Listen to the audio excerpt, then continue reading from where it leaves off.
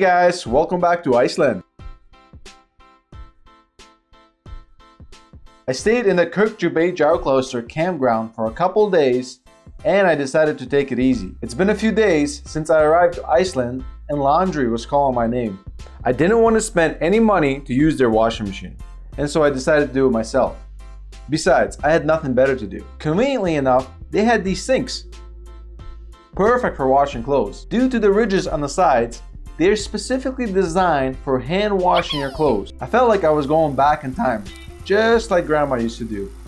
It was a fun experience though, and you should try it at least once in your life. I walked around the town and I bought a small can of beer to try. In a small little liquor shop, $6 was the cheapest can of beer they had. Alcohol in Iceland is very expensive and I wouldn't recommend buying it. But if you do, take my advice. When you first land, buy your alcohol at the Keflavik airport. It is 35% cheaper to buy it duty-free. The local people know this and they take advantage of it. I've seen 24 pack of tall cans exiting the airport.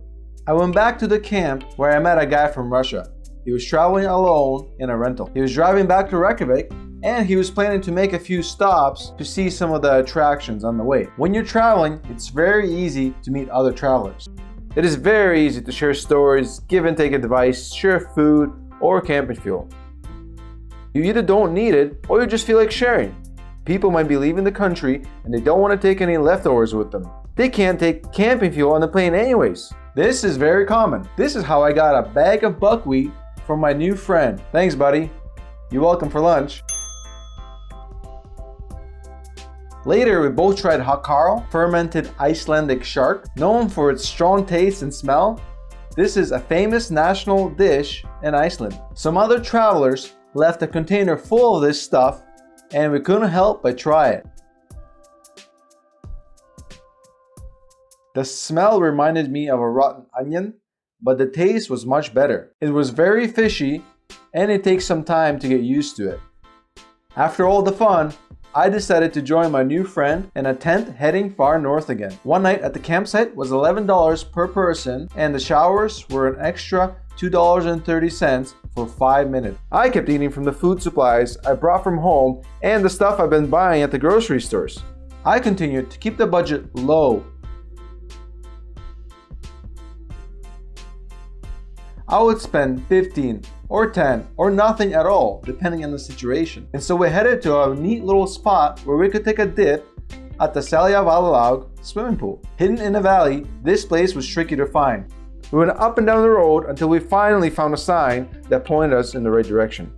We parked in a gravel parking lot about 1 kilometer away from the actual pool. And we started hiking. When we thought we were lost or going the wrong way, it hit us by surprise. This place was magical. The pool is one of the oldest in Iceland and it's absolutely free. Geothermally heated hot water was constantly flowing and keeping the pool warm and fresh. And the view around the area was spectacular.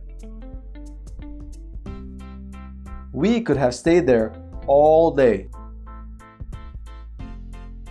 We made a few small stops to observe the farmland. It was very easy to spot sheep near the road. Surrounded by thick green grass, these animals were living in heaven. After about an hour of driving, I couldn't help but notice how dramatically the landscape was changing. This is why I made this video for you. I happened to go up in altitude quite a bit on my way here. We saw a bunch of snow, seen a bunch of amazing terrain.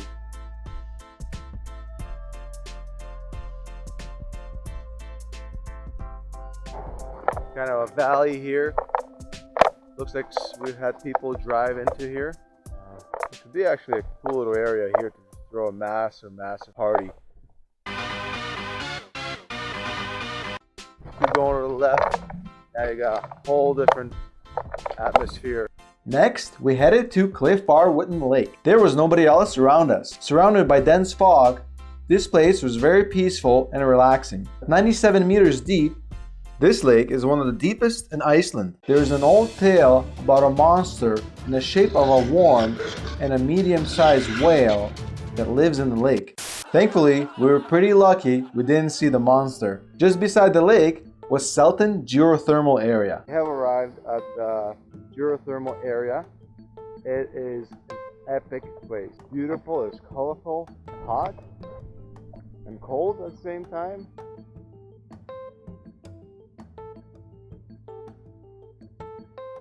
Looks like you're on a different planet. It really does. We got water, it does smell funky. They say it's the sulfur. But you do have boiling water coming down this little creek.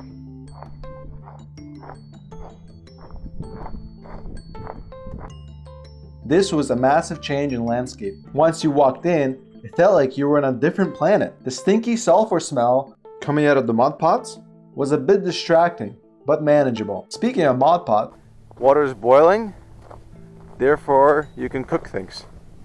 So on the way here, we stopped at a store, we grabbed some eggs. How often do you get to try a boiled egg after it's been cooked in a geothermal mud pot? That's exactly what I was thinking.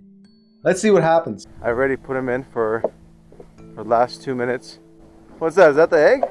I'm not sure. Still like... You put yours on steam. Yeah. I'm gonna go rotate the other 4. Epic place. Looks amazing. Sounds amazing. Just like you're on a different planet. Now be cautious around the geothermal area. The steaming, boiling water will burn you if you're not careful. There we got it. Hot boiling water here, viewers. We got 4 in there. I'm just gonna rotate. It's gonna rotate, and I'm gonna take him out. And I'm gonna test him.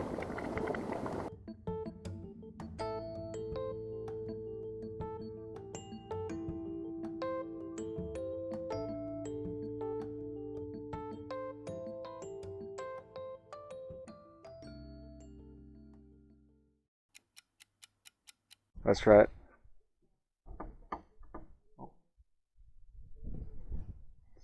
Cracking okay? Yeah. Peeling okay? Yeah, quite easy. Oh, you got a little bit of a soft spot in the middle. Yeah, so it's perfect. That looks delicious. Does it smell funny?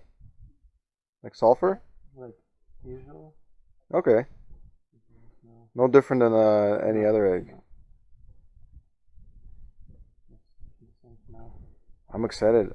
I feel we should boil the rest of our eggs here. Save on gas. Oh, don't let it go to waste. No. That's perfect. So I'm gonna try it.